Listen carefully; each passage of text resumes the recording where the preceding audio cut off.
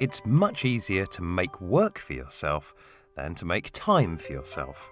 Retirement can mean that time is yours at last to do the things you love most with the people you care about. That could mean pottering about the garden, enjoying the tranquility of fishing, or a more active pursuit like cycling. It might be arts and crafts, or perhaps discovering a new skill. If your interest has been piqued by the great baking revival, there could be a new hobby there for expert or novice alike, from a simple creation to an elaborate masterpiece. Siobhan Lees of FMM Sugarcraft explains the appeal. Baking has experienced a huge increase in popularity over the last few years. It's certainly one of those hobbies that is on the up at the moment. Lots of people are getting involved and trying their hand, and I think people that have maybe done other crafts are then seeing this as a new kind of craft to get involved with. So we're certainly seeing lots of people getting involved in it. I don't think there's any limitations on age to cake decorating. I think it's whatever your imagination will let you do. I think there's, wonderful people can make wonderful creations whatever age they are, and also you can choose your project to your capability. So if you're very capable, you can make a fantastic flower arrangement, and if you're not so good, you just tap out a few things to put on top of a cake that'll still look effective. Hi, I'm Carol Haycooks. I'm going to show you how I decorate this cake for a Valentine's occasion. I'm putting on the board here some icing sugar. And I've got some sugar paste here, about 1 kilo for about an 8-inch cake. When I start rolling, I like my paste to stay in the shape of the cake that I'm actually decorating. So as you can see, each time I roll a little, I'm turning to keep it in a circle.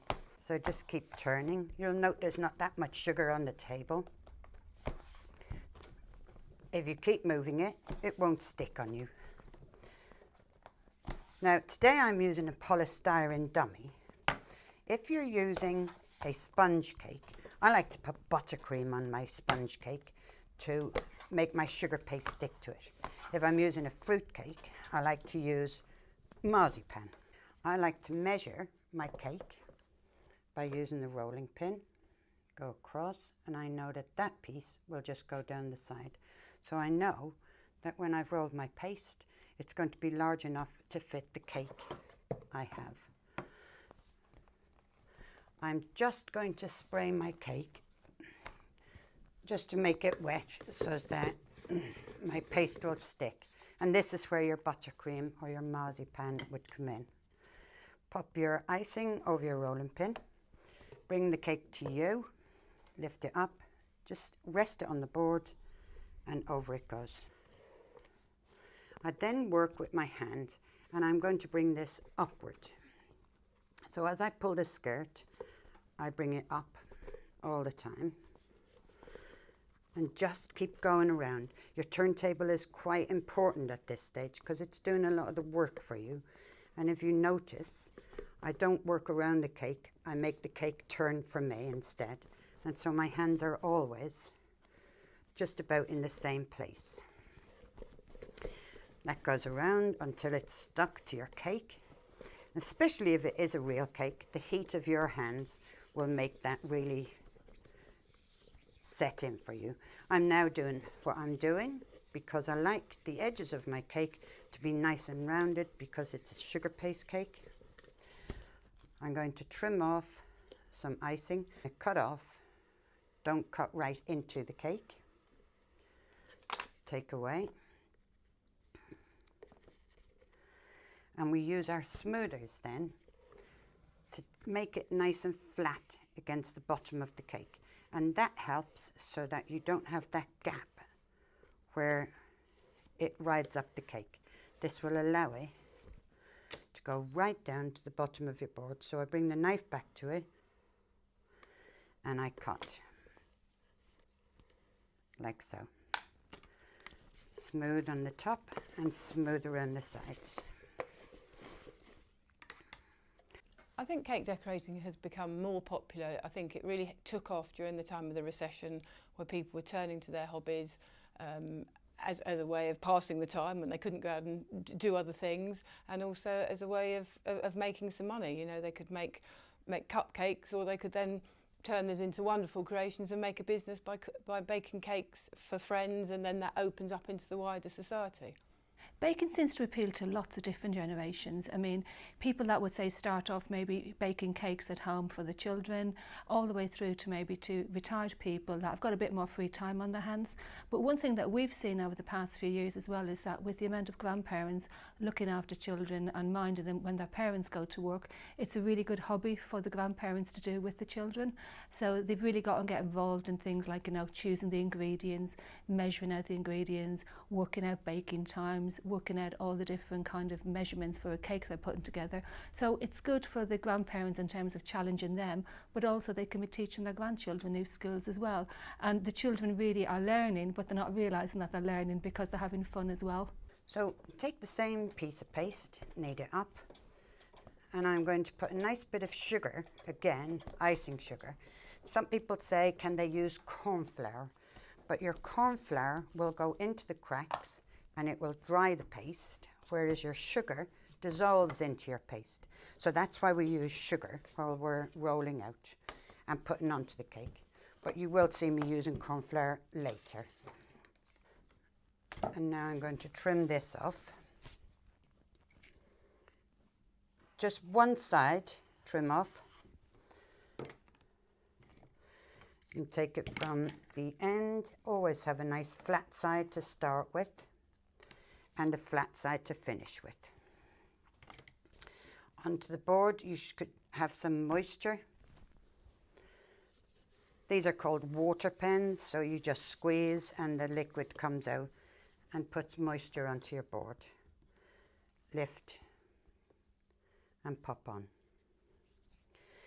Just take your time putting it around and allow the sugar to work for you, because your sugar will stretch for you. And round it goes.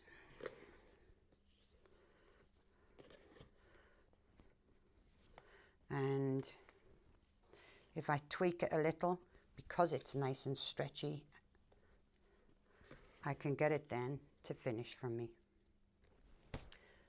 I'll take my knife and scriber tool and I will pull that in so I can disguise where I've brought those together.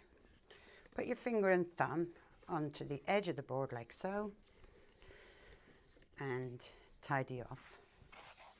Just going to bring it into here and I'm going to trim off. And when I trim, I work downward with the knife. And I like this to trim right clean to the board. When it goes dry, if you have any little pieces that hang over the edge of your board, when you pick your cake up, it can break it on you. And so your cake is ready for decorating. Baking is really popular now in retirement, and cake decorating as well.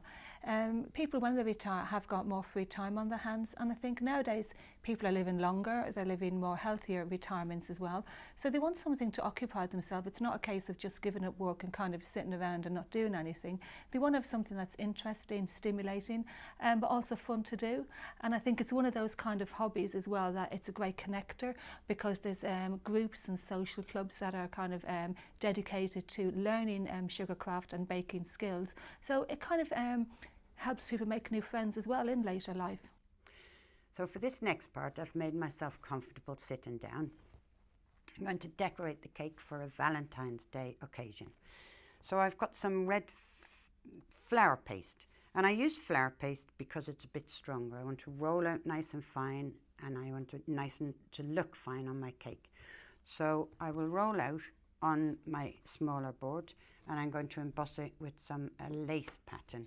And I'm going to use some corn flour on my board, just a little. You really can't see it, but it makes your board so that everything doesn't stick to it. When I start rolling my paste, I have to make sure that my paste is deep enough to do the pattern I want on my cake. So I'm making it deep enough to make sure that it goes up and onto the top of the cake. So you don't have to then make a second decoration for the top of the cake as well as the side of the cake. And what I'm going to do now, I'm going to just measure to make sure that this is the depth I need it to have the design I want. So if you look, this just goes to the top of the cake. It's going to be deep enough to allow me to use my cutter and make a nice pattern on the top. So the first thing I'm going to do is make it lacy. So I put it onto the soft pad. This is called a forming pad, and it really is, it allows us to form things that are a bit on the thin side. If you wanted to put this onto a thicker piece of paste, you'd do it on the board. But because it's on a thinner piece of paste, use a soft pad. It helps then to emboss. I'm just going to lay this over here, put my rolling pin on, and across the rolling pin. Now, when I do this, I lay this so I'm just overlapping very slightly, and my rolling pin doesn't clip off the side of this. So I bring it into here, roll it just barely to the edge, and it moves so that the design moves along, and I'm able to make a longer piece. I think the reason that men are perhaps getting more into it now is because it's seen as more acceptable. You see all these guys on the television, these the guys that people look up to, and they're making cakes. So I think it's become more acceptable for men to say, yeah, I can give that a go. I'm going to try and do that. I can make a better cake than you. As a solo activity, or as a pastime to be shared, a great connector, as we heard from Siobhan, baking and Sugarcraft are about more than just making a cake. It can be imaginative, creative, and as simple or as sophisticated as you want it to be. Join us after the break for more.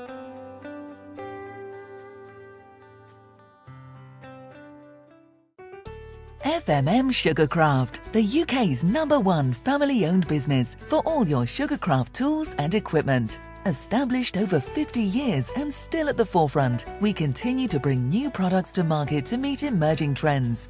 All our products are made in the UK, and the range includes Sugarcraft and cake decorating cutters, equipment, piping bags, tubes, and much more. So whether you are new to cake decorating or more experienced, we have the products for you. Welcome back. We've been talking about the resurgence of baking and had some Sugarcraft instruction from specialist Carol Haycox. But as Grace Clements of FMM Sugarcraft explains, you don't have to be an expert. Sugarcrafting is for any level. You can start at the most basic level by literally cutting out shapes and putting on a cake, if that's what you want to do. And then then you can go up and you can make a very basic flour and carry on until you're making wonderful creations that people don't believe are made out of sugar. They think they're real. To trim one piece, I'm using my ribbon wheel, and I have two different type of wheels on here. This is like a nice frilled edge and a straight edge. So you can see the straight edges for so, but I'm going to use this one on this end of it. And what this does is allow you to have a very nice little trim on the bottom, so that if you are in a bit of a hurry, you don't need to then start putting a shell on or a bead on. This trims the bottom of this very nicely for you. Now I'm going to turn my working board around, and as this goes onto here, another little bit of corn flour on here. That's quite important at this stage, because what I'm going to do is make a lovely pattern on the top with one of my cutters, and I need to pop this along the top here. Now I'm going to do this, making sure that's straight. Let's just tidy that up. Now put your fingers all along here, move it like so, and make sure that moves. And that's why you put your corn flour underneath, because it allows you to do and move like so. I'm going to lift that off, and you can see what I have here, and all my little tiny hearts. I quite often keep all these little tiny pieces in a box, and they're very handy for when I want to do like confetti, or you do cupcakes or anything like that. They're all there ready for you. I'm just going to tidy that little piece up there, because when you join the two pieces together, when you finish right around the cake, you need everything to be straight and as straight as you can get it. One of the nice things about this is you can put a shine on here. So if you get a nice soft brush and you start to, you'll get a nice shine on it. And we've gone from our red to the silvery colour. But when I put the shine on, I also allows so that my paste will roll. So if it's a little bit on your sticky side, it won't stick when I get to the next part. So that you do put some moisture onto your cake. Now you'll see I'm going quite far up on the cake, and again I'm just squeezing with my brush so it's nice and moist.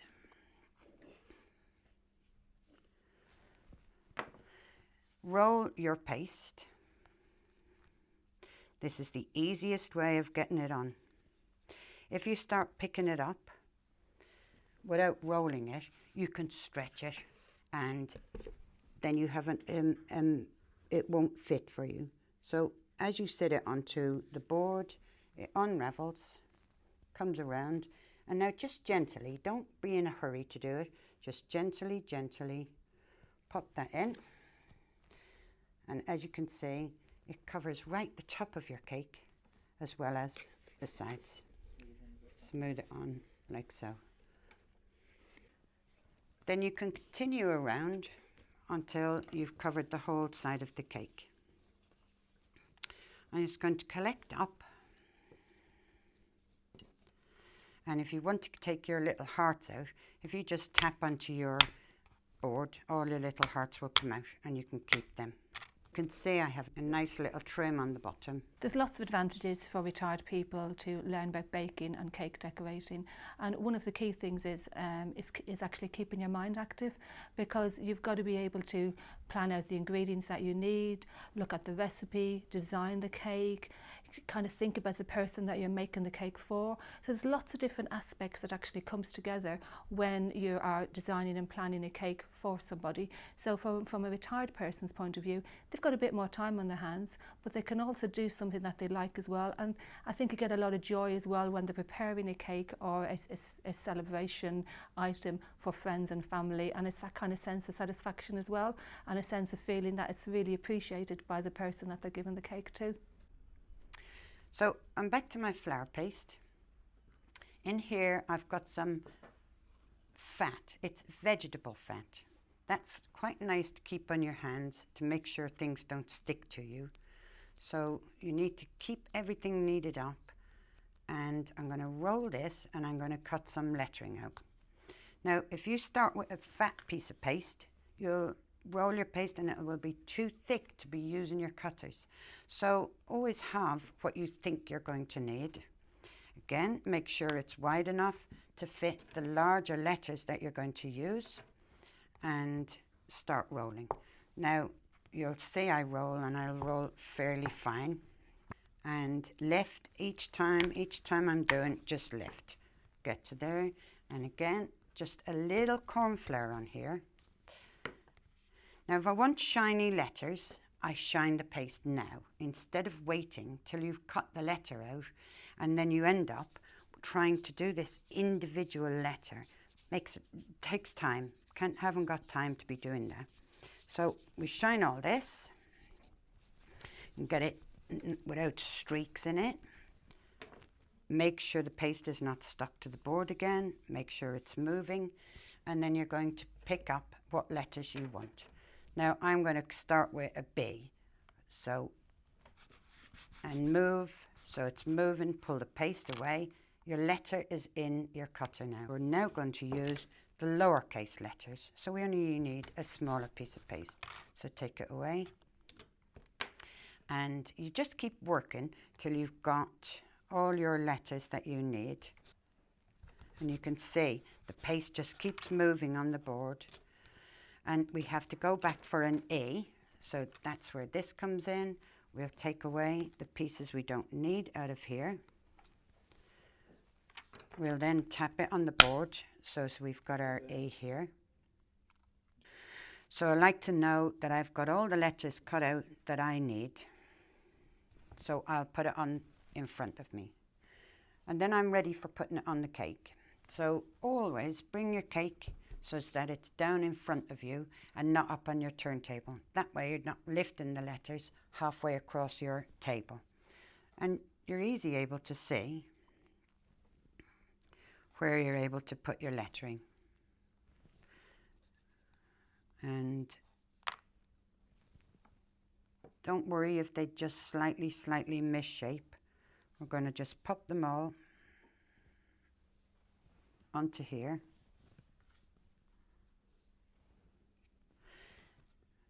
And keep an eye that you have put them straight, because sometimes we're concentrating so much on getting all this where we want it, we miss a letter out.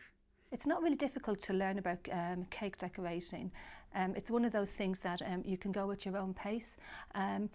Buy some tools that will give you the basic kind of equipment that you need to be able to roll out the fondant, cut the fondant, and then do some shapes. And then once you get good at that, because we find that people want to feel successful quite quickly, so if they produce a cake and it's easy to do and it looks good, that then gives them the impetus then to go further and to try and explore new equipment, new techniques. And nowadays with the internet as well, you know, people can log on to YouTube, see different tutorials, and then think, you know, I can have a go with that.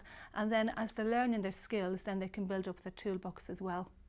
It isn't an expensive hobby. You can start off with a very small basic kit and then progress as you want to go. And there's none of the items are hugely expensive, and it's just a case of building up your case of products as you go. Just to finish my cake off, I baked some little cookies, and I'm just going to cover it with just a little white paste. And of course, to make it pretty, we're going to emboss it with the mat that I used for around the side of the cake. I'm going to use some dust to make it shiny. And the cutter I used to make the cookies with, just cut a nice little heart out of that. And you can use buttercream or a little royal icing on here to allow that to stick for you. And then take a small amount of red and roll. And it depends on how much you love your loved one, how nice you make the top of this cake. So again, make sure it's not stuck. A little corn flour, a little dust to make them shiny, and use your heart cutter to cut out 2 hearts, and then use the smaller heart cutter to cut. Now you really just make sure you line that up. So you get 2 hearts like this and line this up. You can see I just tilt back slightly to just make sure I line them up. Of course it sticks to you, but if that keeps happening, you've got your corn flour, don't forget, and 2. And you can cut one of these and entwine them in together. And now you have 2 hearts entwined for your nice little cake. And that can go so they can be your cookie. So you can see I've finished this one. Now I like to do this in the red, and I've covered the cake in red and then trimmed in white, where we were working with white cake and trimmed in red. If you're a beginner, I recommend that you cover your cake in white and trim off in red, because red is not easy to cover a cake with. So, but you can see the finished product here. So you can see I've just put my little cookie on here with my entwined hearts. Be my cookie. People often say to me, oh, I don't think I've got the skills to get started and I don't know where to begin. I think the first thing to do is to actually, get yourself a small toolkit pulled together. find some cakes that you like that you see other people have done, and then start literally, you know, there is no harm in actually copying what somebody else has done to kind of get some ideas. And then from there, once you kind of get the basics, then you'll start developing your own style and start putting your own kind of stamp on it. I believe that baking is here to stay. I think it's a hobby that lots of people from all walks of life have taken up. I think it's something that they can enjoy, and if they get good results quickly, they'll carry on doing it. They enjoy doing it, and in some cases, they make money by doing it. And obviously the social side, so I think baking's here to stay. Hobbies that can be shared with friends and family can be the best kind of hobbies. Whether you want to channel your inner master chef or just bake something a bit special for family occasions, Baking and Sugarcraft offers something for all. And that's just one of the countless possibilities that retirement gives you the time and space to explore. A really stimulating hobby, once discovered, provides opportunities for learning, for socialising, for fun, and becomes one of the things you most look forward to, that keeps you active and engaged in body, mind and spirit. What will you choose?